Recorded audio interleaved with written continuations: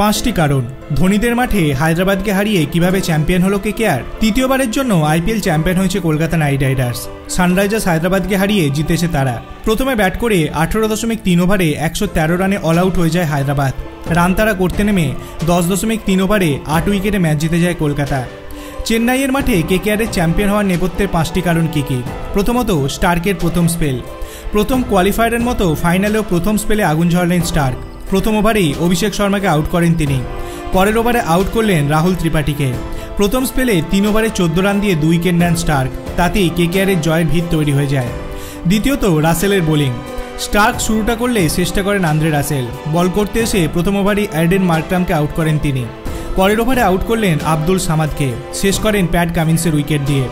2.3 ওভারে 19 রান দিয়ে 3 উইকেট নেন তিনি। তার দাপটেই 113 রানে অল উইকেট হয়ে যায় হায়দ্রাবাদ। তৃতীয়ত, দুর্দান্ত ফিল্ডিং।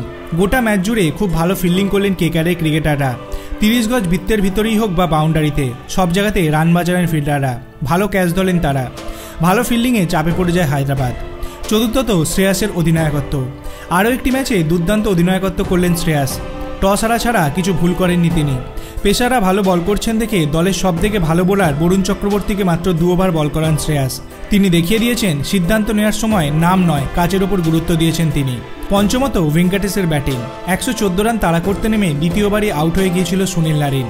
আরও একটি উইকেট পড়লে চাপ পড়ত কেকেআরের ওপর, কিন্তু ভেঙ্কটেশ আইয়ার তা হতে দিলেন না। প্রথম থেকেই আক্রমণাত্মক ব্যাটিং করলেন, শেষ পর্যন্ত টিকে থাকলেন। 26 বলে 52 রান করে দলকে জিতিয়ে মাঠ ছাড়লেন তিনি। আপনার কি মনে হয় আর কোন কোন কারণের জন্য হায়দ্রাবাদকে হারিয়ে চ্যাম্পিয়ন হলো কেকেআর? আপনার অভিমত আপনি কমেন্ট সেকশনে জানাতে পারেন। ভিডিওটি ভালো লাগলে লাইক করবেন, চ্যানেলটিকে সাবস্ক্রাইব করতে ভুলবেন না। ধন্যবাদ।